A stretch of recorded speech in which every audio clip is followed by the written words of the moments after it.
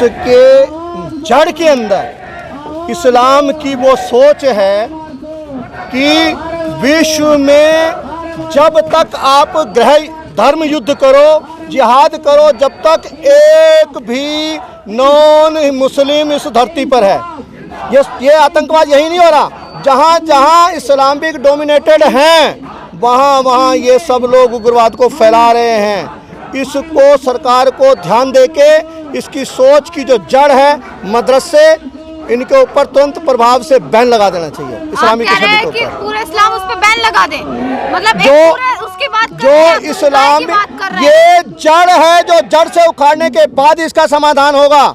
जड़ में तेजाब डालना पड़ेगा। और जड़ शिक्षा कहाँ से आती है? इस्लामिक शिक्षा मदरसों से आती है।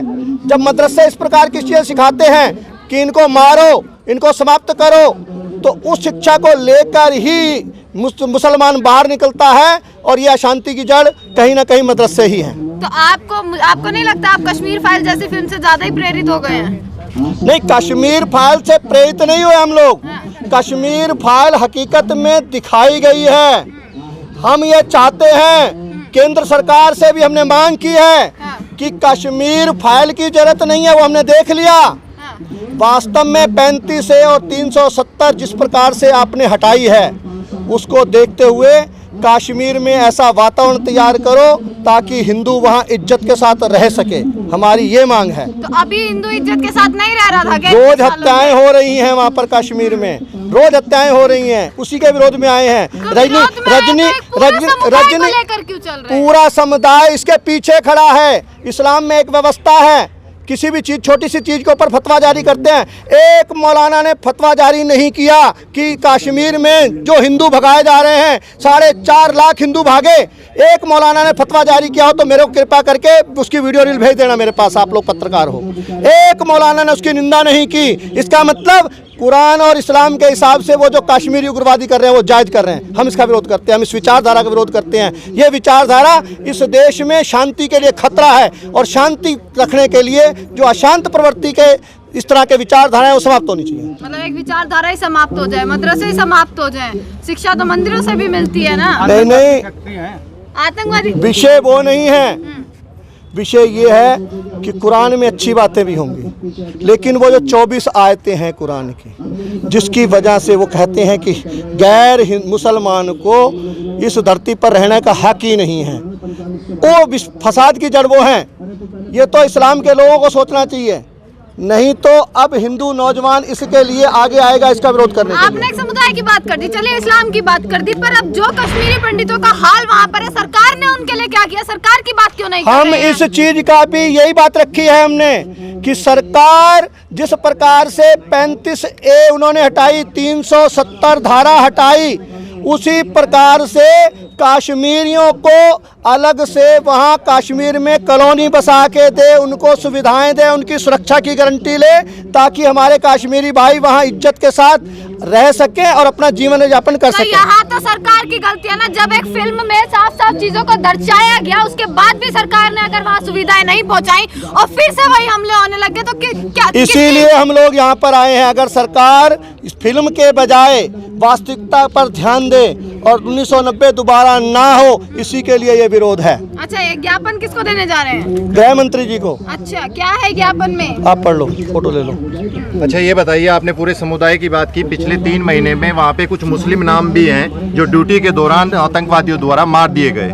जैसे पुलिस में एक व्यक्ति थे जो ड्यूटी पर थे और आतंकवादियों ने उनको मुस्लिम होते हुए मार दिया, उस पर क्या कहना है? वहीं साथ में मुस्लिम पूरी विचारधारा खराब है या कुछ लोग हैं जो उसको प्रदूषित करने का काम कर रहे हैं, और गलती मुस्लिम समुदाय से ये हो रही है कि जो अच्छे लोग हैं वो उसका विरोध दर्ज नहीं कर रहे हैं। क्या यही हम कह रहे हैं कि जो इस चीज को देख रहे हैं कि ये चीज गलत है और उसका महिमा मंडित कर रहे हैं और चुप करके बैठे हैं, उसका सब चुप करके रहने का मतलब क्या होता है? सपोर्ट कर रहे हैं। उसकी सपोर्ट वो ना करें, उसको महिमा मंडित ना करें, उनको कंडेम करें। अगर एक मैं आपको उदाहरण देता हूँ, एक 54 नौजवान मुसलमानों ने संकल्प लिया कि हम वंदे मातरम का प्रचार करने के लिए निकलेंगे। देवबंद के मौलाना ने ये कहते हुए उनको इस्लाम से बदर कर दिया, निष्कासित कर दिया कि ये इस्लाम के खिलाफ है। एक फतवा अगर इसके लिए आ गया कि 54 नौजवान वंदे मातरम का प्रचार नहीं करेंगे, इस्लाम इसको अलाउड नहीं करता, तो 4.5 लाख हिंदुओं का कत्ल होने के बाद फतवा जारी नहीं हुआ, इसका मतलब इस्लाम इसका समर्थन करता है कहीं ना कहीं। तो हमारी उस विचारधारा के खिलाफ ये लड़ाई है। धारा 370-35 से हटने के बाद एक बार को ऐसा लगा कि मोदी जी कश्मीर को स्वर्ग बना देंगे। लोग यहाँ तक बोलने लगे थे कि एक प्लॉट दिलवा दीजिए और एक कश्मीरन दिलवा दीजिए, लेकिन आज हालत फिर वही हो चुकी है जो 1990 में दिखाई पड़ती थी। या तो सरकार विफल हो चुकी है इस मुद्दे पे, या फिर केवल राजनीति हो रही है। आपका क्या कहना है? नहीं, सरकार का काम सरकार करेगी।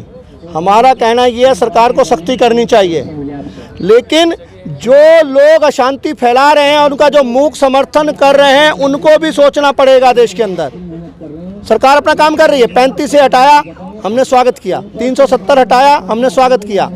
आगे कदम उठा रही है। आतंकवाद की जड़ जो है, वास्तव में इसको जड़ को समाप्त करने की जरूरत है। इसके लिए हम तो कहते हैं कि अगर पाकिस्तान पे आक्रमण करना पड़े तो केंद्र सरकार को निसंकोच निर्णय लेकर पाकिस्तान का अपहरण कर देना चाहिए। क्यों कि पाकिस्तानी आतंकवादी भी अक्सर यहाँ पकड़े जाते हैं, आते हैं, कई हथियार भी मुहैया पाकिस्तान के लोग करवाते हैं। इस चीज़ को समाप्त करने का एक ही तरीका है। पाकिस्तान के नाम पर तो 2 बार सरकार बन भी चुकी है। नहीं, सरकार पाकिस्तान के नाम पर नहीं बनी है। सर्जिकल स्ट्राइक हुई है। सर्जिकल स्ट्राइक एक अच्छा कदम था। सर्जिकल स्ट्राइक जो लगा देश के वीर जवानों को कि हमें निर्णय लेके आतंकवाद को ख़त्म करना चाहिए, हम उनको साधुवाद देते हैं। और आगे भी अगर जरूरत पड़े तो सारा देश भारतीय सेना के साथ खड़ा होगा। आप पाकिस्तान की बात कर रहे थे। आज भारत के हालात अगर कई क्षेत्रों में देखेंगे तो पाकिस्तान से भी नीचे भारत है। उस पाकिस्तान से आप जो कह रहे हैं, पूरी उसकी बात कर रहे हैं कि उसको खत्म कर दीजिए, क्या संभव क्या है? कहना चाहती हैं आप? वर्ल्ड हैप्पीनेस इंडेक्स हो, हंगर इंडेक्स हो, इन सभी चीजों में ऐसा है, जब देश में शांति, हमें समृद्धि भी चाहिए, हमें विकास भी चाहिए, हमें भूखे को रोटी भी देनी है हमें, और साथ साथ ये जो शांति में रोड़ा अटका रहे हैं, इनका भी सफाया हो, हमारा ये मानना है।